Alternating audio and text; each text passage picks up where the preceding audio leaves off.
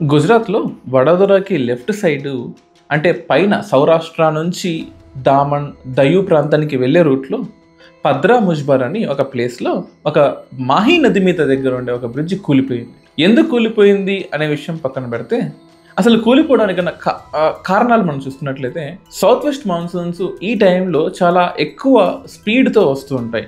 ఆ గాలి వల్ల బ్రిడ్జ్ కూలిపోయింది అంటున్నారు. అంటే అదేమన్నా ఒక చిన్న వంతెన కాదు కదా! ఒక కాంక్రీట్‌తో చేసిన ఒక ఫ్లైఓవర్. ఒక ఫ్లైఓవర్ ఈ చిన్న చిన్న పగుళ్ళకో లేకపోతే సౌత్ వెస్ట్ మాన్సూన్స్ వచ్చే గాలులకే పగిలిపోతే మన భారతదేశం ఎలా ముందుకెళ్తుంది ఆలోచించండి మీరు కూడా. అంత వీక్‌గా కన్‌స్ట్రక్ట్ చేశారా? సరే పీరియాడిక్ మెయింటెనెన్స్ అంటూ ఉంటుంది కదా! అసలు ఇక్కడ ఏం జరిగిందో ఇంకా ప్రిలిమినరీ స్టేట్మెంట్ రాకుండా మనం కామెంట్ చేయకూడదు. కానీ ఒక విషయం గుర్తుపెట్టుకోండి, సౌత్ వెస్ట్ మాన్సూన్స్ నుంచి వచ్చే గాలులు అలాగే అక్కడి నుంచి వచ్చే మేఘాలు అత్యధికంగా గుజరాత్‌ని తాకే సమయం ఇది.